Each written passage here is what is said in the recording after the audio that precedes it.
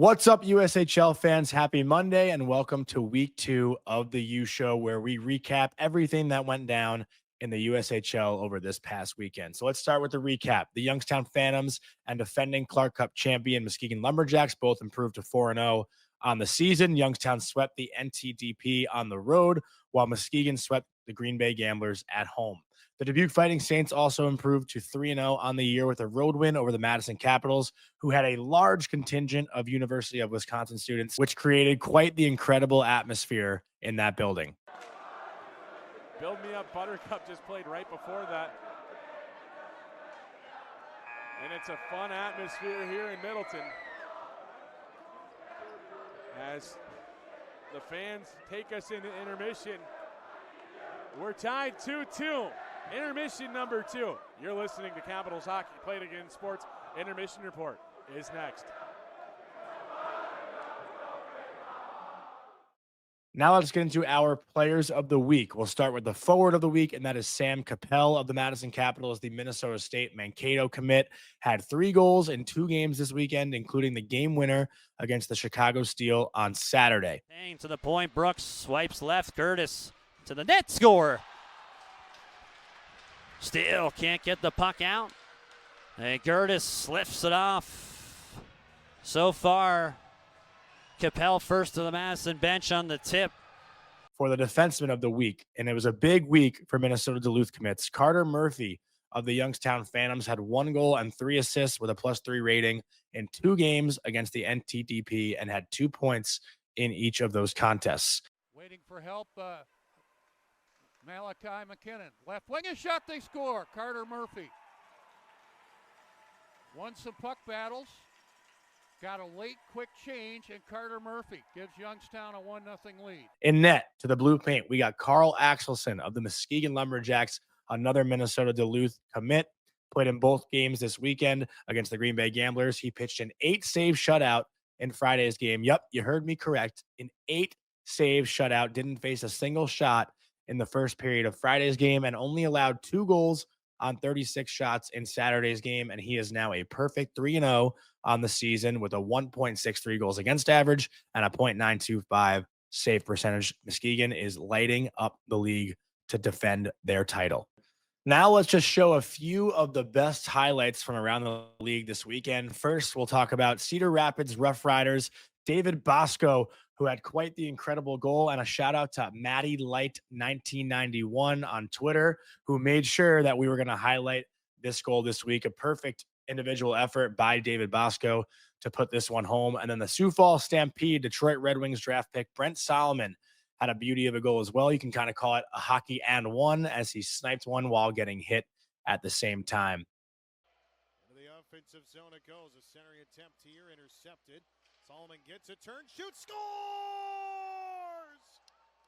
Brad Solomon! We did have some banner raisings over the weekend in the USHL. We'll start off with the Anderson Cup winners from last year in the 2024-2025 regular season, the Lincoln Stars, who raised their 4th ever Anderson Cup banner in franchise history. They were the champions of the regular season, but it's all about the Clark Cup champions. And then we went over to Muskegon, where the Muskegon Lumberjacks had their banner raising for last year's Clark Cup championship. And the Lumberjacks followed up their banner raising ceremony with 2 big wins to continue their perfect season as defending champions. We also want to give a shout out to Caleb Hale, the goaltender for the Madison Capitals, who found himself in a NHL preseason game on Tuesday night. And not only did he get to play, but he got to go against Steven Stamkos, Philip Forsberg, and Jonathan Marchessault, and stopped all 3 of those players in a shootout. And then on Friday and Saturday, he made his way into USHL action, falling short in a 3-2 loss against Dubuque on Friday, where he made 24 saves, but then followed that up on Saturday with a 25-save win against the Chicago Steel. Yeah, I think it's great. Like I said, this is something to build on. I think I've had a good 2 weeks here, and just can build some confidence off this and bring into the season and, keep improving the things I need to work on for a big year. You go against 3 pretty bona fide NHL players in the shootout. You have Stamkos, Forsberg, and Marchessault there. What was kind of that experience like for you?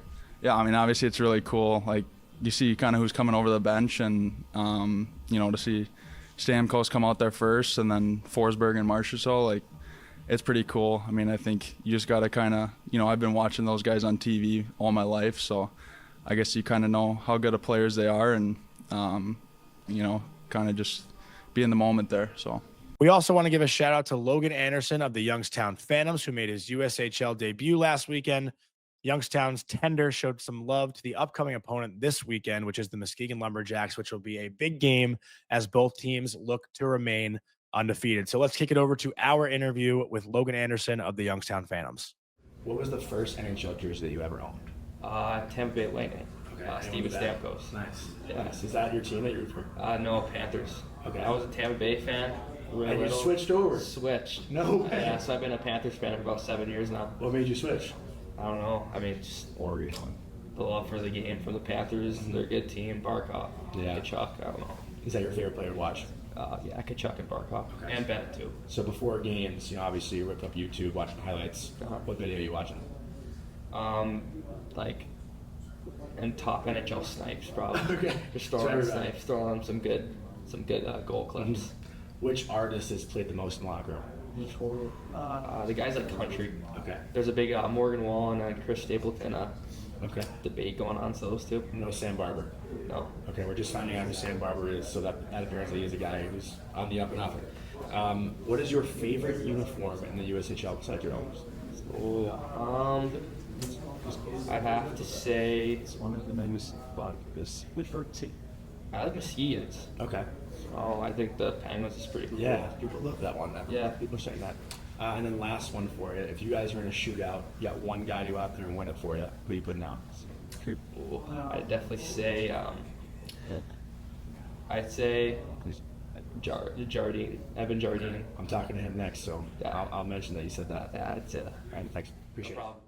It was great catching up with Logan Anderson in Pittsburgh, and we're all looking forward to that big matchup this weekend between the Youngstown Phantoms and the Muskegon Lumberjacks. We also had big news. We got to give a shout out to the head coach of the Cedar Rapids RoughRiders, Mark Carlson, who has tied the United States Hockey League record for all-time regular season wins.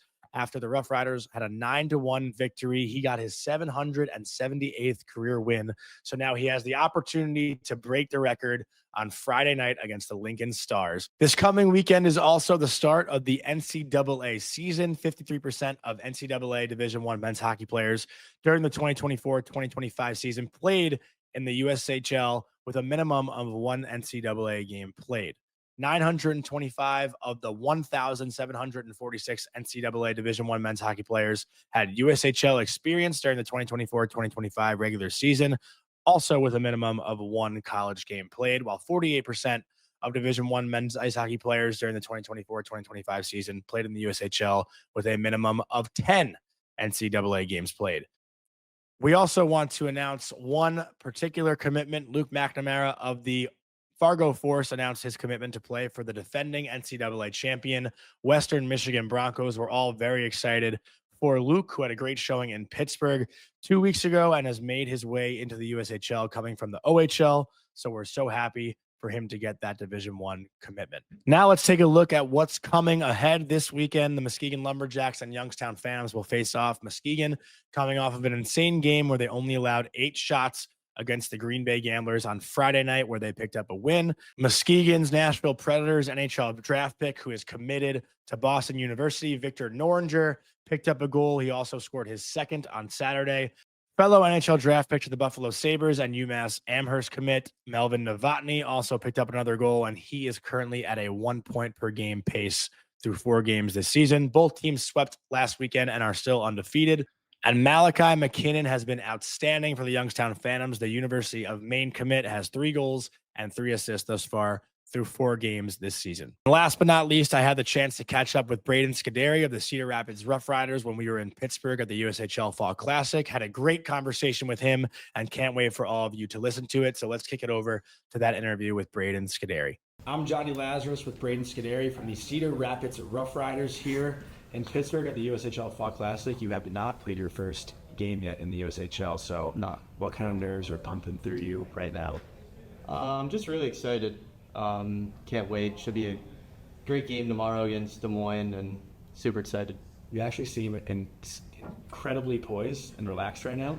And I guess that's because in the last 2 years at Mount St. Charles, you had 59 goals and 78 assists in 64 games and 47 goals and 80 assists in 61 games. So are you just going to tear this league up or what?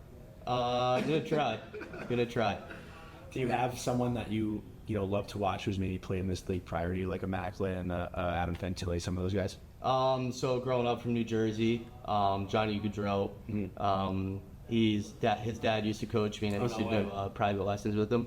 So just growing up watching Johnny, I try to model my game a little bit after him. That's awesome. We got to spend the weekend with Guy actually in Sioux Falls when they gave out the Gaudreau Award, and having him on the ice was such an incredible thing. I mean, he was actually yelling at me to move my feet, and I don't feel more. But that's awesome that the Gaudreau's influenced you. So you knew Johnny and Matty pretty well. Yeah. Any cool stories that you could share? Just being at the rink with them every day. Super nice guys. Never once there was an issue. Johnny and Matty actually coached one of my teams, summer teams growing up, because we needed a coach, and they hopped out on the bench. Were you ever on the ice with them? Yeah. So they. Was it you that he talked about? Was that you? Yeah. That was you? Yeah. You gotta tell that story.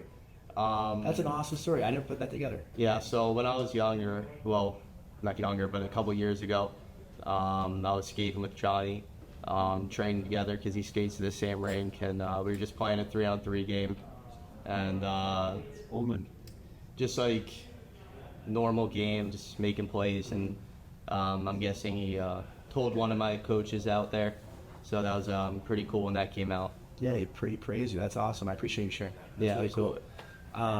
Really, really cool story. I remember. I want to go back and listen to that actually, because seriously, he was saying incredibly nice things about you. You must have been 13. Yeah, 13, 14. What an awesome thing to have. I mean, that's incredible. I don't even know where to transition. I'm sorry. That's super cool. But I guess I'm trying to go into something funny. We can cut this right and just transition it. Talking to Cruz Armstrong, friend of yours, Colby Armstrong, obviously a well-known guy around here.